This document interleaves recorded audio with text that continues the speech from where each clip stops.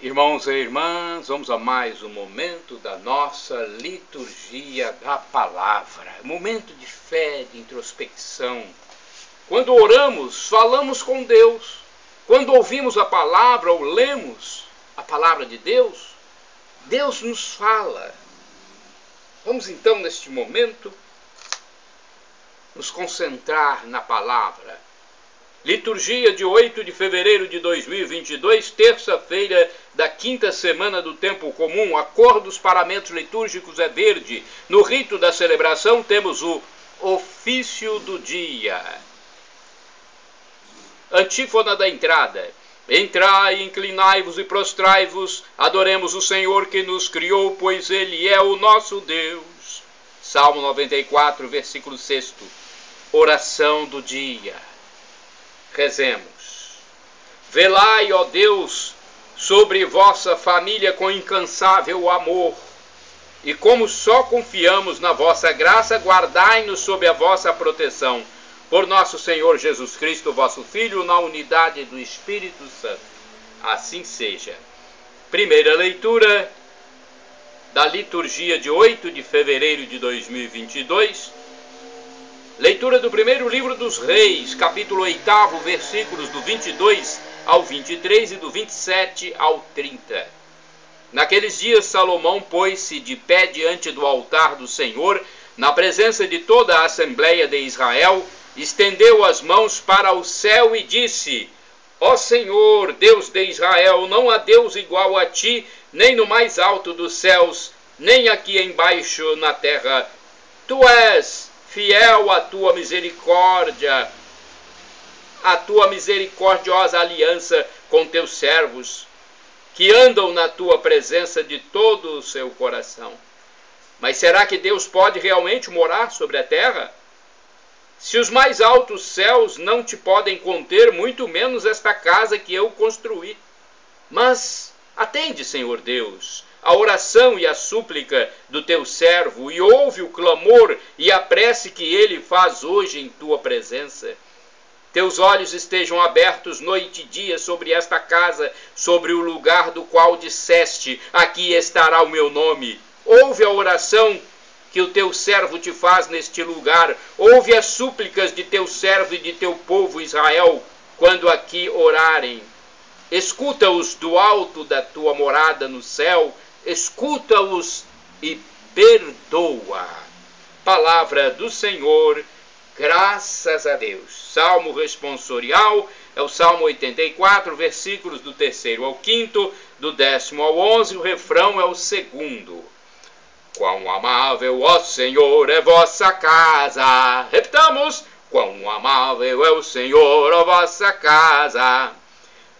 Minha alma desfalece de saudades e anseia pelos átrios do Senhor. Meu coração e minha carne rejubilam e exultam de alegria no Deus vivo. Quão amável, ó Senhor, é vossa casa. Mesmo o pardal encontra abrigo em vossa casa, e a andorinha ali prepara o seu ninho, para nele seus filhotes colocar. Vossos altares, ó Senhor Deus do universo, vossos altares, ó meu Rei e meu Senhor. Quão amável, ó Senhor, é vossa casa. Felizes os que habitam vossa casa, para sempre haverão de vos louvar. Olhai, ó Deus, que sois a nossa proteção, vede a face do eleito vosso ungido. Quão amável, ó Senhor, é vossa casa. Na verdade, um só dia em vosso templo vale mais do que milhares fora dele. Prefiro estar no limiar de vossa casa a hospedar-me na mansão dos pecadores. Quão amável, ó Senhor, é vossa casa. Repitamos: quão amável, ó Senhor, é vossa casa. Aclamação ao Santo Evangelho com um texto do Salmo 118. São os versículos 36 e 39. Vamos aclamar então ao Evangelho. Aleluia, aleluia, aleluia, aleluia, aleluia, aleluia, aleluia, aleluia. Inclinai meu coração às vossas advertências, e dai-me a vossa lei como um presente valioso. Aleluia, aleluia, aleluia, aleluia, aleluia, aleluia, aleluia, aleluia. Evangelho de Jesus Cristo segundo São Marcos, capítulo 7, versículos do 1 ao 13. O Senhor esteja convosco, Ele está no meio de nós. Proclamação do Evangelho de Jesus Cristo segundo São Marcos. Glória a vós, Senhor. Pelo sinal da Santa Cruz, livra-nos Deus, nosso Senhor, dos nossos inimigos. Naquele tempo, os fariseus e alguns mestres da lei vieram de Jerusalém e se reuniram em torno de Jesus. Eles viam que alguns dos seus discípulos comiam pão com as mãos impuras, isto é, sem as terem lavado. Com efeito, os fariseus e todos os judeus só comem depois de lavar bem as mãos, seguindo a tradição recebida dos antigos. Ao voltar da praça, eles não comem sem tomar banho e seguem muitos outros costumes que receberam por tradição, a maneira certa de lavar copos, jarras e vasilhas de cobre. Os fariseus e os mestres da lei perguntaram então a Jesus: por que os teus discípulos não seguem a tradição dos antigos, mas comem o pão sem lavar as mãos? Jesus respondeu: bem profetizou Isaías a vosso respeito, hipócritas. Como está escrito: este povo me honra com os lábios, mas seu coração está longe de mim. De nada adianta o culto que me prestam, pois as doutrinas que ensinam são preceitos humanos. Vós abandonais o mandamento de Deus para seguir a tradição dos homens. E dizia-lhes: vós sabeis muito bem como anular o mandamento de Deus a fim de guardar as vossas tradições. Com efeito, Moisés ordenou: honra teu pai e tua mãe, e ainda, quem amaldiçoa o pai ou a mãe deve morrer. Mas vós ensinais que é lícito alguém dizer a seu pai e a sua mãe: o sustento que vós poderíeis receber de mim é corban, isto é, consagrado a Deus. E essa pessoa fica dispensada de ajudar seu pai ou sua mãe. Assim vós esvaziais a palavra de Deus com a tradição que vós transmitis. E vós fazeis muitas outras coisas como estas. Palavra da salvação, glória a vós, Senhor. Olha aí, Jesus furioso com os fariseus, hein? Vamos à reflexão. É um texto de Antônio Carlos Santini, liderança da comunidade católica Nova Aliança, e-mail santini@novaalianca.com.br. É a liturgia comentada do Santini. Ele comenta o Evangelho com as mãos profanas. Marcos, capítulo 7, versículos do 1 ao 13. Vamos lá então, vamos ver o que falou o nosso exegeta Santini. Enquanto o povo simples acolhia com sede a palavra de Jesus, os homens mais ligados ao establishment religioso viam Jesus apenas como uma ameaça permanente, ao dizer: ouvistes dos antigos, mas eu vos digo. Conforme Mateus capítulo 5, Jesus podia dar mesmo a impressão de quebrar a tradição. Ao predizer a destruição do templo, ele assumiria ares de iconoclasta. Era como se o povo fosse estimulado a entrar em choque com o ensino oficial dos escribas e fariseus. No Evangelho de hoje, o simples fato de seus discípulos comerem sem lavar as mãos é traduzido como um choque entre o sagrado e o profano. Vejamos o comentário da Bíblia de Navarra. O lavar-se as mãos não era por motivos de higiene ou de urbanidade, mas tinha um significado religioso de purificação. Em Êxodo capítulo 30, versículos 17 seguintes, a lei de Deus prescrevia a purificação dos sacerdotes antes de suas funções cultuais. A tradição judaica tinha-o ampliado a todos os israelitas para antes de todas as refeições, querendo dar a estas um significado religioso que se refletia nas bênçãos com que elas começavam. A purificação ritual era símbolo da pureza moral com que uma pessoa deve apresentar-se diante de Deus. Salmo 24, versículos 3º e seguintes, 51 e versículos 4 a 9. Mas do rito à rotina, do culto ao exibicionismo, é um curto passo. Pior ainda, os fariseus cuidavam do exterior, mas o interior não correspondia à casca visível de suas atitudes.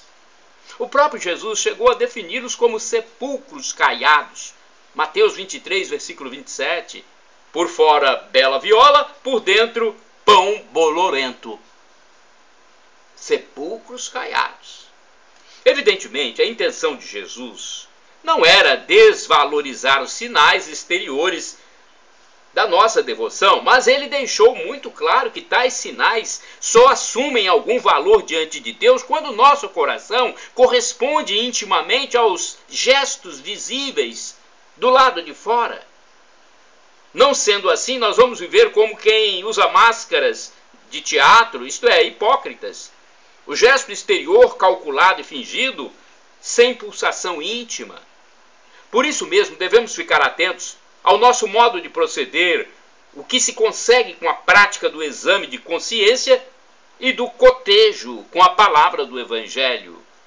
O eu humano, com as sequelas da queda original, está sempre sujeito à vaidade, visitado pelas tentações de exibicionismo e busca de aplausos.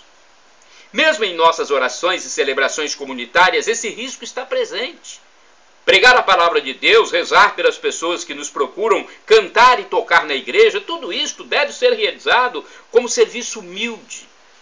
Até porque nossa vaidade acabaria anulando os frutos espirituais do nosso ministério. Irmãos e irmãs, orai sem cessar. Senhor, amais a sinceridade de coração. Salmo 51, versículo 8. Vamos agora ao santo do dia. Na verdade, é uma santa. O texto é do padre Evaldo César de Souza, missionário redentorista, que escreve para o site a12.com. Da minha parte, vocês podem utilizar à vontade o que estiver nos meus endereços eletrônicos. No blog, repórterpaulomaciel.blogspot.com, no facebook.com/Paulo Maciel da Rádio, canal no YouTube Paulo Roberto Maciel Maciel e Instagram Paulo Roberto Maciel 6/. Eu acho que o Instagram já voltou ao normal. Parece que ele teve um ataque aí de hacker. Há poucos dias houve, eu acho, um ataque de hacker no meu Instagram, mas me parece que agora está normal. Entre lá, Paulo Roberto Maciel 6/. Santo do dia 8 de fevereiro, como eu já disse, é uma santa. É Santa Josefina Baquita. Ela é padroeira das vítimas de tráfico.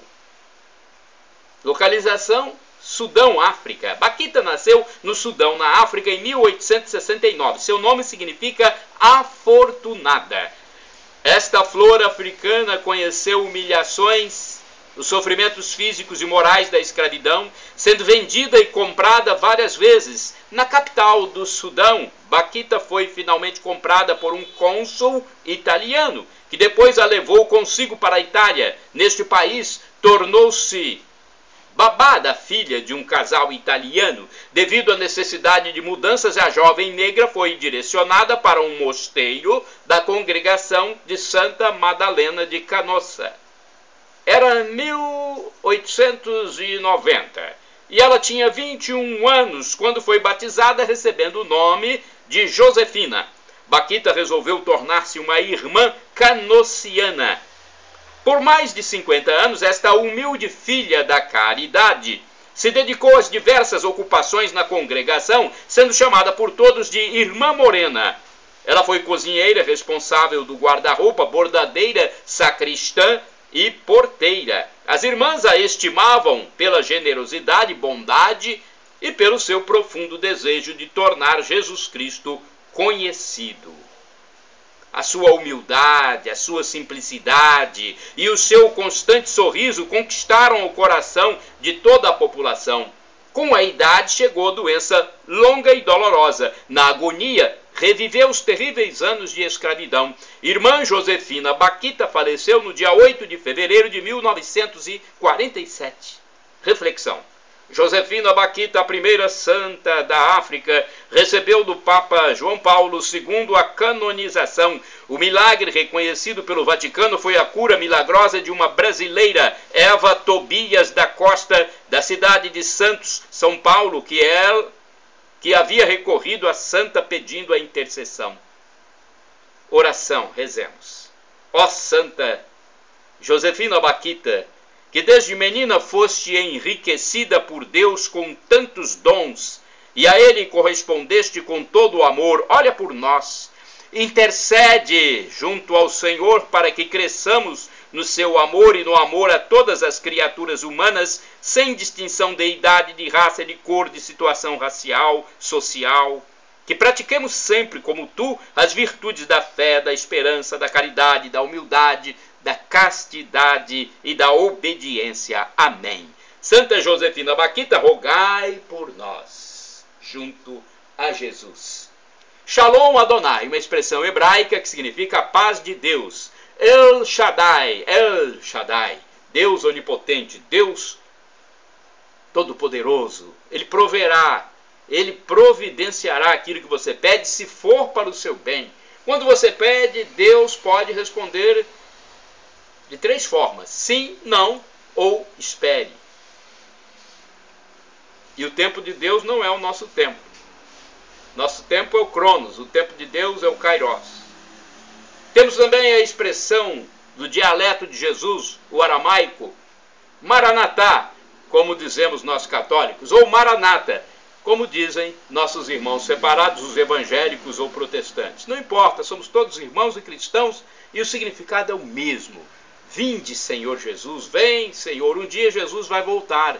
Será a parousia, o fim da história, o juízo final. Jesus, o juiz universal.